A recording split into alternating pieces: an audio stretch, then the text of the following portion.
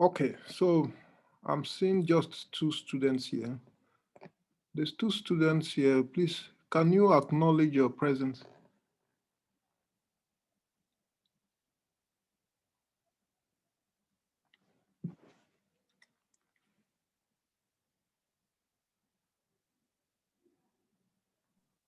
I'm here, sir.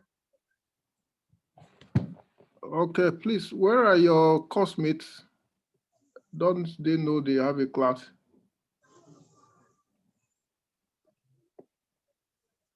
I don't have any idea about that. Uh, Let me check. Check your WhatsApp group.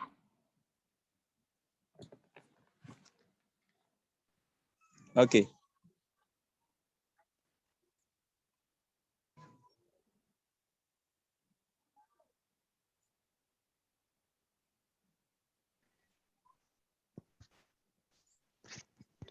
I'm also here, sir. Good. So I'm waiting for more people to join, and we are just two.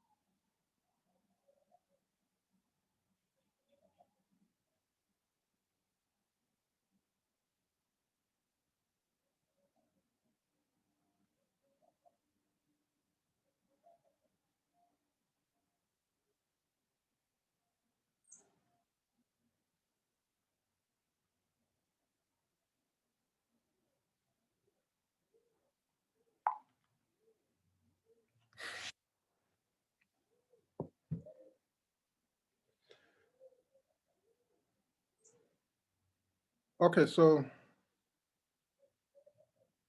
I think we should start. So can you guys hear me?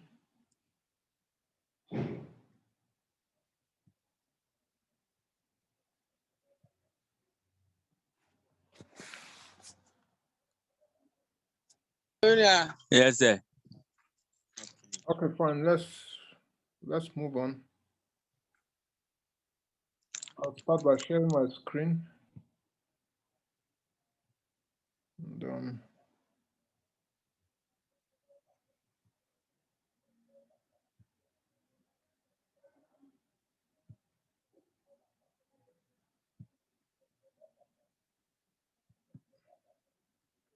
today we're looking at causal reasoning.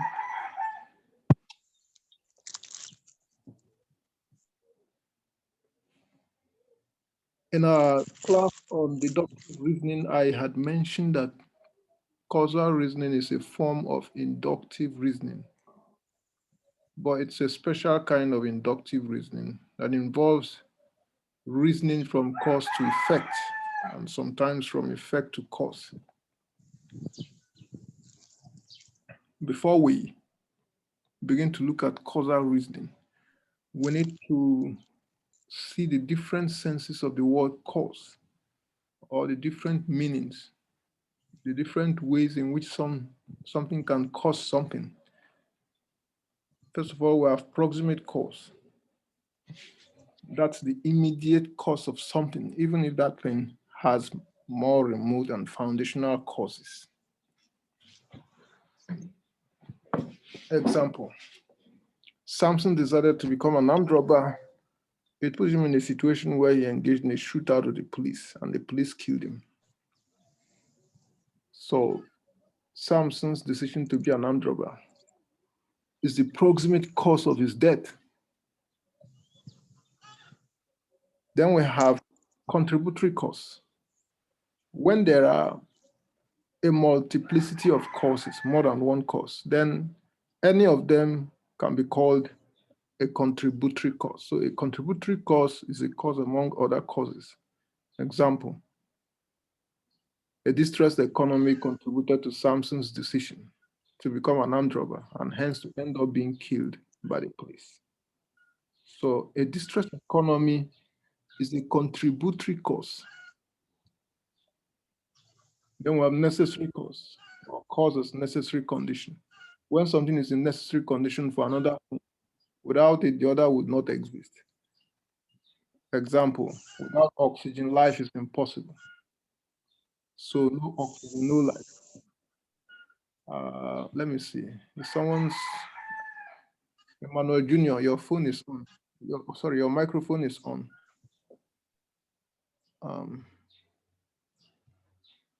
Okay. So without oxygen, there's no life. So oxygen is a necessary cause. Apart from oxygen, we have other necessary causes of life. Water is necessary for life. So water is a necessary cause for life. If you remove water, life would end. The same goes with food. Food is also necessary for life. Sunlight is also necessary for for life. So we have various necessary causes for life, but none of them is sufficient for life. So that leads us to our next topic, which is sufficient cause, or cause as sufficient condition. Something could be sufficient condition for an effect if the presence of that thing is adequate for the presence of the effect. One does not need to express doubt at seeing effect when she sees the cause. Example, to be prevented from inhaling oxygen for 20 minutes is sufficient condition for death. So sufficient cause is different from necessary cause. Sufficient cause is when something is adequate for an effect. Something could be a necessary cause, but it is not adequate. So you need to be careful how what kind of examples you give of sufficient cause. Another example of sufficient cause, proving that a healthy and sane person calculatedly committed a murder or a homicide is an adequate condition for sentencing the person to life imprisonment if this is the appropriate sentencing for such a crime in that jurisdiction. So if there is a country or jurisdiction where the punishment for killing someone is life imprisonment, all that you need to do is to prove that someone killed someone, and then the person has to be given life imprisonment. So the proof is sufficient condition for the sentencing. Once the proof has been done, nothing can prevent the sentencing. Even the president of the country cannot say, please don't sentence. The sentence has to follow. Then we have individually necessary and jointly sufficient conditions. We can say there are several individually necessary conditions for an effect, and that a combination of these conditions becomes sufficient for the effect. In life and in science, it is usually difficult to determine what number of causes are jointly sufficient for an effect to occur. I had said that oxygen is necessary for life. Water is also necessary for life. Food is necessary. Sunlight is necessary. We have different necessary conditions for life, but none of them is sufficient for life. In order to have life, you need to bring all of them together to find out if they are sufficient, if their combination is sufficient. And probably their combination may not be sufficient, in which case you still need to look for what is missing. So it is easier to identify necessary causes than it is to identify sufficient causes. So example, oxygen, water, food, and health are independently necessary conditions for a human being to stay alive. But they and some other factors we may not know yet are sufficient for staying alive. Probabilistic cause. This is the opposite of necessary cause. So this kind of cause is theoretically not necessary. It's not a must for the effect. Example, a crisis within the economy, the lack of a job, and the need to marry and settle down are probable causes of Samson's decision to become an armed robber. So we're saying these causes they are contributory causes. But even as contributory causes, they are not necessary causes. So, they cannot be used to pardon Samson if Samson is guilty of armed robbery, because they were not necessary. Many of us passed through the same conditions and we did not end up as armed robbers. So nobody under those conditions has an excuse to become an armed robber. That's why we are called probabilistic causes or probable causes. We have causal agent. The causal agent is also a cause. Example, Clement is the cause of the crisis. So human beings can cause things. Then we have causal chain and causal web. Causal chain is when there are so many causes, each one leading to another. So you have one cause causing another, the other one causing another, and so on. Example of causal chain. Samson graduated but could not find a job. Then he attempted self-employment, but did not show enough determination to succeed in his chosen craft. Then he went to a bar one day and met a friend who introduced him to a gang. Samson agreed to join the gang because he was hungry and out of cash. So now he has joined the gang because he didn't find employment. And he didn't find employment was a cause of his trying self-employment. He didn't succeed in self-employment. And because he didn't succeed in self-employment, that cost him to join a gang. Now, joining a gang means he needs to do all the things that a gang should do or a gang does. He and his gang had a number of successful robberies, but on one of those escapades, they ran into police. There was a shootout and Samson was hit. So, because he joined a gang, it caused him to be in a situation where he has to be in a shootout with police. If he was not an armed robber, he wouldn't have been in a situation to be shooting police and to have the police shoot him. And then the shooting, as a result of the shooting, he was hit. Samson was rushed to the hospital where he died of gunshot injuries. So that means that not having a job led to self-employment. Unsuccessful self-employment led to robbery. Robbery led to fighting with the police, and then fighting with the police led to death. So that's a causal chain. Now, let's look at causal web. Causal web is when the relationship between causes is more like a web than a chain. Two contributory causes could occur simultaneously. Two contributory causes could occur at the same time. That's a causal chain. It's not one before the other. It's occurring at the same time. That's the difference between causal chain and causal web. Example of causal web. It could be that a police officer who killed Samson did so because he, the officer, aimed his gun correctly, whilst his colleagues did not.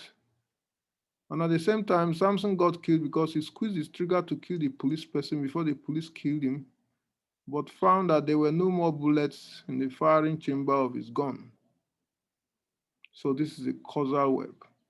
The police shooting Samson successfully, Samson trying to shoot the police unsuccessfully. They occurred at the same time, but they both led to his death. Now we've seen the different senses of the word cause, or the different ways in which something can cause something else. Let's now discuss causal reasoning. How do we reason causally? How do we identify causes? Causal reasoning is a type of inductive argument attempting to establish the causal relationship between phenomena or events. A causal claim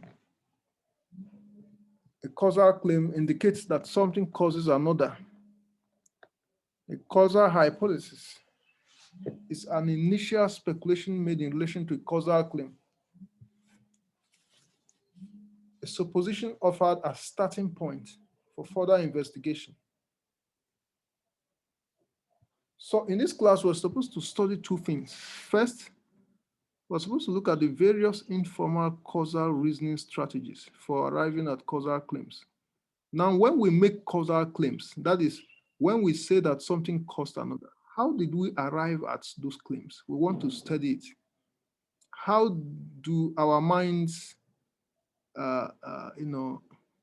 identify the cause of something? How do we know that something caused something? It is a reasoning strategy called the informal causal reasoning strategy. Then we're also supposed to study the various formal or experimental causal strategies or strategies for confirming causal hypothesis, but it's not for this semester. The experimental strategies are the ones used by scientists, but we will not do it this semester. We'll just look at various informal causal reasoning strategies that we use as normal, as human beings. Now, John Stuart Mill, in his book called A System of Logic, proposed 5 approaches for detecting causation by observation. Out of these 5, we shall just study 3. Now, the 3 of them, relevant difference reasoning, common thread reasoning, concomitant variation reasoning. Now let's begin with the relevant difference. Relevant difference is a method of reasoning that identifies something that occurred differently from others as a cause of an effect. No, this method of reasoning is A is the difference among others. According to this method of reasoning, A is the difference among others. So A caused the effect. Now let's see how it works. I've always taken tea and bread for my breakfast, but on a certain day last month, I fell sick shortly after my breakfast. I treated the sickness and fell sick again last week after my breakfast. So I asked myself why I have fallen sick on these two occasions after breakfast. And it occurs to me that on these two occasions, I had taken marmalade with the breakfast. I had taken marmalade with the breakfast. I checked the information provided on the product container, and I saw that the product has expired long ago. I suspect that this is the reason why I've fallen sick twice. Since I've always taken tea and bread without health implications, it means the expired marmalade becomes a relevant difference in explaining the possible cause of the two illnesses. So I've always taken tea all my life without any problems. Suddenly, anytime I take tea, I get sick. So I ask myself, what has happened to my tea to make me sick? And then I realize that it's because I have been taking the tea with a product I bought, a marmalade that I use for the bread. So that means the marmalade is the relevant difference in explaining the illness I get after breakfast. Then we have the common thread reasoning. This is a method of reasoning that identifies something that occurred in all the instances that have led to a particular effect. All the instances. Something that has occurred in all the instances that have led to a particular effect. According to this method of reasoning, A is the common thread among all the events. So A is the cause. An example, when I bought the marmalade some months ago, I had gone shopping in the company of my neighbors, and we had all bought the same stock of marmalade, which expired at the same time. So assuming my neighbors are equally sick, they also trace the cause of their illnesses to the expired marmalade. It means we have all identified the expired marmalade as a common thread in all the cases of this particular illness in the neighborhood. So something could be a relevant difference for one person, and then the same thing could also be a common thread running through similar other cases. That's how you discover a pandemic. If there's a pandemic in a community, you can start by examining one person or one sample and asking yourself, what is the relevant difference in this person's life that is making him or her sick? And then you might discover that the person has gotten a foreign virus, and that virus is a relevant difference in the person's life. Probably the virus arrived at the person's body just recently. Then you can ask yourself if it is the same problem with other people that are suffering the same symptoms in that community. And if the answer is yes, then it means that the same virus that is the relevant difference in explaining the first person's illness is also a common thread running through all those who have the same kind of illness in that community. But the third method of causal reasoning is completely different from the first two. So this one has nothing to do with relevant difference and common thread. According to this method of identifying the degree, this is a method of identifying the degree of occurrence of something rather than its simple presence or absence. So according to this method, what you are checking is the degree of the presence of something, not whether it is present or absent. It is used when we cannot eliminate a particular cause from the environment. Example, carbon dioxide. So carbon dioxide is always in the air. If carbon dioxide is causing a problem, then you are not testing to see if carbon dioxide is absent or present because it's always in the air.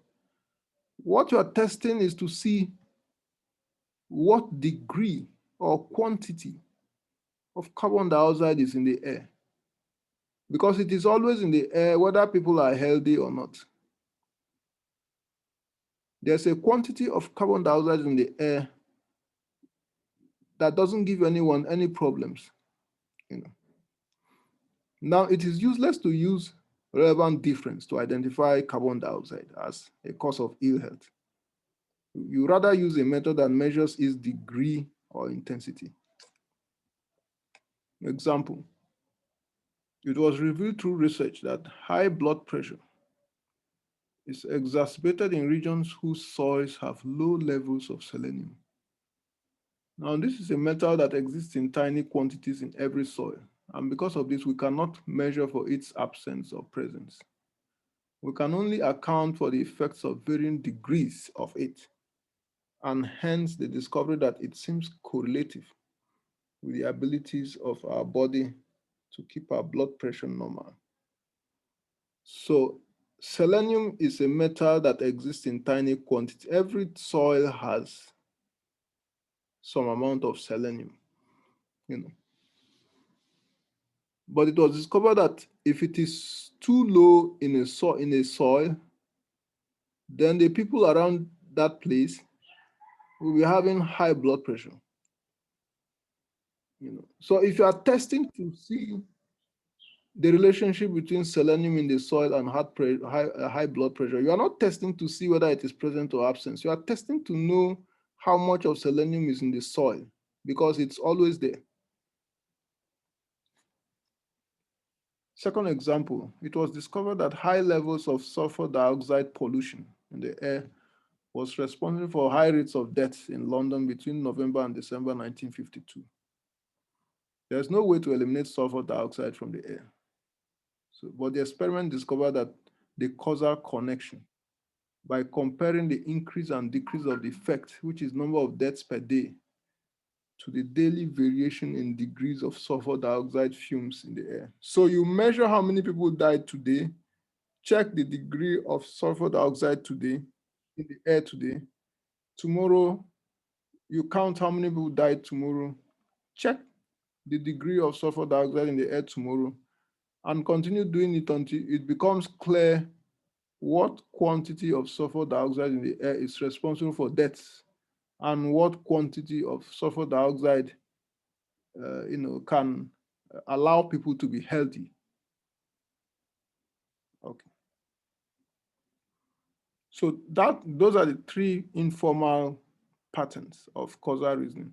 Those are the three ways in which we identify causes, the causes of things, what causes what.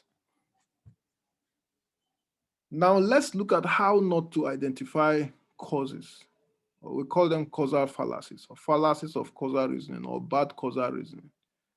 These fallacies are committed when the link between an alleged cause and effect depends on a causal link that doesn't exist. So these are different ways that we should not identify causes. The first one, post hoc ego propter hoc, or the fallacy of inferring causality from chronology. Now, just because something happened before something doesn't mean that what happened before what caused it. Just because A happened before B doesn't mean that A caused B. Example, for the first time today, I took beans for breakfast and I performed wonderfully in my mathematics test. Therefore, a breakfast of beans is very crucial to mathematical proficiency. So for the first time in your life, you take beans before your mathematics test, and then you perform 100% in the mathematics test. And then you become tempted to think that the beans may have something to do with your performance in the test. You know, so just because something happened before another doesn't necessarily mean that it caused it. It takes more to cause something. Then the second fallacy, non-causa pro causa, or the fallacy of exchanging or confusing cause with effect. Exchanging cause for effect. You see a cause and you say it is the effect, and then you see effect and then you say it is the cause. Example, Michael is a poor student because he performs poorly in examinations. But that's exchanging cause for effect. To correct it, you say, Michael performs poorly in examinations because he's a poor student. You know, you are a student before you take your exams. So it is because you are a poor student that you performed poorly in examinations. The way you were a student has to come before examinations, the way you perform in examinations. Okay. If two people are fighting and it is because one of them slapped the other, let's say Kofi slapped Amma and both of them fought. And then when they are in court, Kofi says that it is Amma that slapped first. That is why they fought. That is exchanging cause for effect. Instead of saying he slapped Amma first, he's saying that Amma slapped him first. So that's exchanging. He's trying to show that it is Amma that caused it rather than him who caused it. So that's non-causa pro causa. Then we have oversimplified cause. This occurs when there are many causes and the argument identifies only one of them as a cause. Example, the Cameroonian team won the trophy because their coach is paid a higher salary. Now that's an oversimplified cause. A team cannot win a game because their coach is paid a higher salary. The higher salary, they can only win a match or win a trophy or a tournament if their coach prepares them better than other coaches. If their coach is paid a higher salary and he didn't prepare them well, they will lose. But if their coach is receiving a higher salary and it motivated their coach to prepare them to win and they won, then it's fine. But even then, you cannot still say that they won because their coach is paid a higher salary. There are other factors that go into winning a match.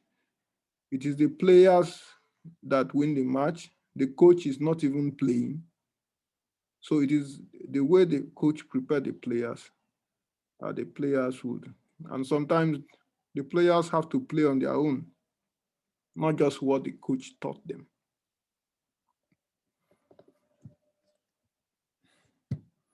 Then we have false common thread.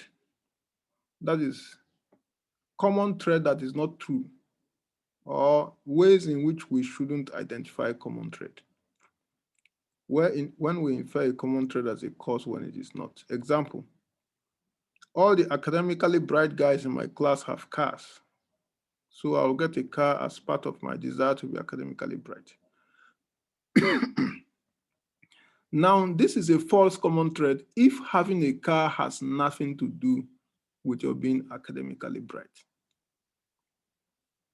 But if having a car has something to do with your being academically bright, then it's a true common thread. So it depends on whether the cause in question is able to give rise to the effect. In this case, the cause is having a car and the effect is being a bright student. If the cause can cause the effect, then fine, it's a true common thread. But if the cause cannot cause the effect, then it's a false common thread. Confusing correlation with causation. What is correlation? Correlation means when two things occur at the same time, always, when two things always occur at the same time. And then causation means that one of them causes the other. Now, correlation is not always causation. The fact that two things always occur together doesn't mean that one of them causes the other. Example. Each time a car moves, we see smoke coming from the exhaust tube. Therefore, the smoke causes the car to move. So children can make this kind of mistake. So the correction is that the smoke is not what causes the car to move. Both the movement and the smoke are caused by the engine combustion. So if two things are always occurring together, it is not always the case that one of them causes the other. Sometimes it is the case that both of them are actually caused by something else that is outside both. Slippery slope. When we suggest that a relatively insignificant event will cause a more significant event, which in turn will cause an even more significant event, and the order of significance continues to increase without adequate justification as to why each significant event will lead to a more significant event. So a progressively dubious chain of premises, usually consequences, is often employed to support a conclusion of claim. So when you claim that if someone does something, it will lead to something more serious and even more serious and even more serious and even more serious. That's a slippery slope if the argument is not justified. Another explanation. This is a fallacy of arguing that if A is allowed, it will trigger a set of events that eventually lead to Z. And it is only a matter of time to go from A to Z, to slip down a slippery slope from A to Z. Now, this should not be a fallacy if the causal movement from A to Z is justified. But it is a fallacy if the causal movement is not justified or justifiable, which means that it is fatalism, an extreme version of determinism. First example, if Donald Trump becomes the president, America will fight many wars, according to the Democrats in the USA 2016 presidential election campaign. Now, they were saying this because it was clear to everyone that Donald Trump was an aggressive person. So just because Donald Trump is an aggressive personality, they said that if he becomes the president, America will fight many wars. But now that has turned out to be a slippery slope argument. Second example, it is wrong to believe in God because then you will eventually believe in not just God, but all kinds of spirits. And then you come to believe that spirits have all kinds of power. And then you come to believe that even inanimate objects have spirits, which you call animism. And then you come to believe that everything has spirits and power to do something or the other, thereby ultimately destroying your ability to evaluate cause and effect in natural terms. So this argument is saying if you believe in God, it will lead you to believe in it will lead you to believe that everything has powers, not just God.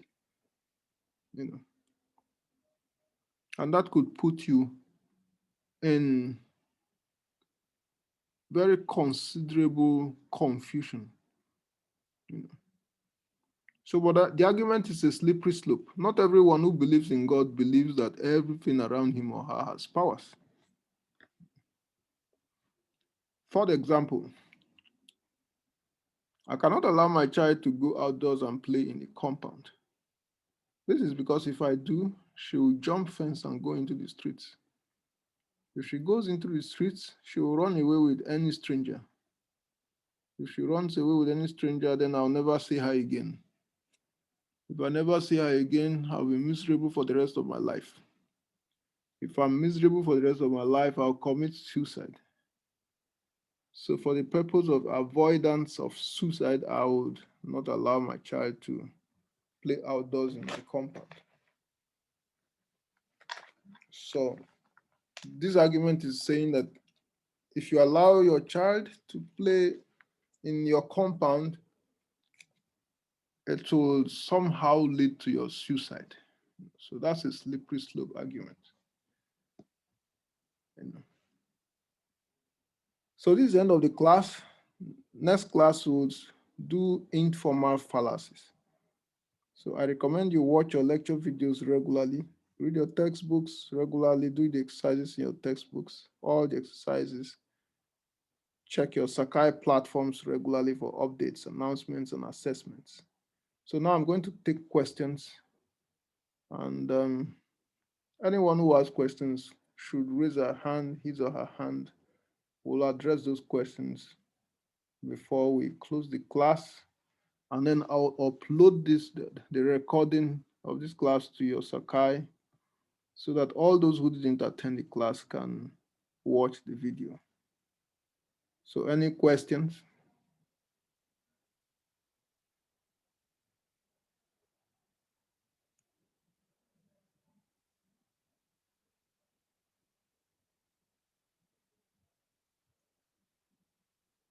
Okay. So if there are no questions, I'm going to end the class so that I will upload the video right away. People can start watching the video in just about 5 minutes. So until our next class, I wish you the best weekend. Work hard so that you will all be great. Bye-bye. Bye. Bye.